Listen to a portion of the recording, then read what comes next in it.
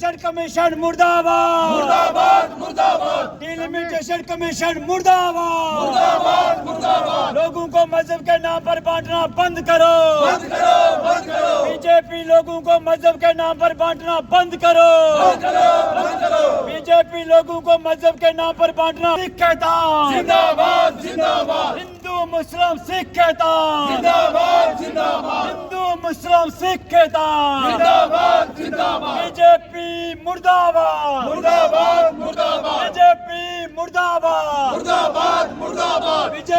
ये report BJP के दफ्तर में बनी है और बीजेपी की पॉलिटिकल एक्सपीडियंसीज को देखते हुए ये रिपोर्ट बनाई गई है। हकीकत से इसका कोई लेना देना है। ज़मीनी हकीकत को नज़रअंदाज किया गया है।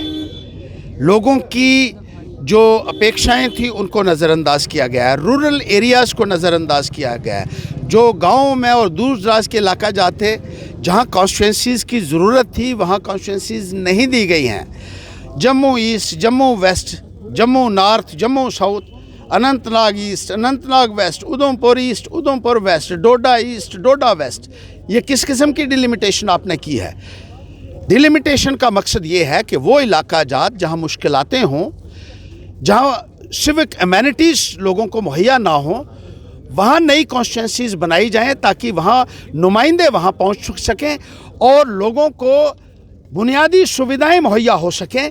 लेकिन वो आपका कहीं भी फोकस नज़र नहीं आ रहा है। आपने कॉम्युनल आधार के ऊपर डिलिमिटेशन की है। आपने सांप्रदायिकता के आधार पर जो है ये सीटों का बंटवारा किया है जो सरासर गलत है। आपने रजौरी और पुंछ को अनंतनाग के साथ शामिल कर दिया। आपने तो जम्मू खित्ते के भी टुकड़े टुकड़े कर दिए और सिर्फ मकसद ये है कि कॉम्युनल सिचुएशन एक ऐसा लगता है कि आपका मकसद है भारतीय जनता पार्टी वालों का। और जिस तरीके से आपने ये किया है ये सरासर निंदनीय है। रिजर्वेशन की रूल्स को आपने डिफाई किया है। डिलिमिटेशन में रिजर्वेशन इसलिए होती है कि जो एरियाज़ जहां पहले ओपन रहे हों उनको रिज़र्व में कंसिडर किया जाए, जो रिज़र्व हैं उनको ओपन किया जाए।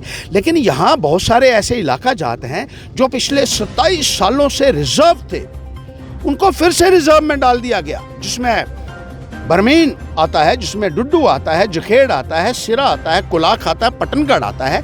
ये इलाका जात जब 1995 में पहली रिपोर्ट डिलिमिटेशन कमीशन की आई उस वक्त इनको रिजर्व किया गया था।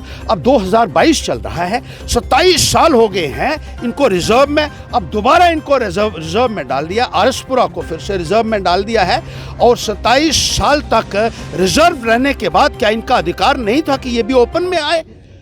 मकसद जो है लॉ जो ये कहता है, लॉ कहता है कि रोटेशन 10 साल के बाद होनी चाहिए, लेकिन 27 सालों के बाद भी आपने इन इलाकों को रिजर्व में डाला हुआ है, जो इन इलाका जात के साथ एक बहुत बड़ी ज़्यादती है। और जहाँ कॉन्स्टिट्यूंसीज़ बननी चाहिए थी, जहाँ मांग थी, लोगों ने मेमोरेंडम दिए थे, पंचैरी के लोगों ने, मोंगरी लांदर के लोगों ने, मजालता के लोगों ने, मगाम के लोगों ने, वहाँ नज़रअंदाज किया गया है। सुचेतगढ़ की कॉन्स्टिट्यूंसी खत्म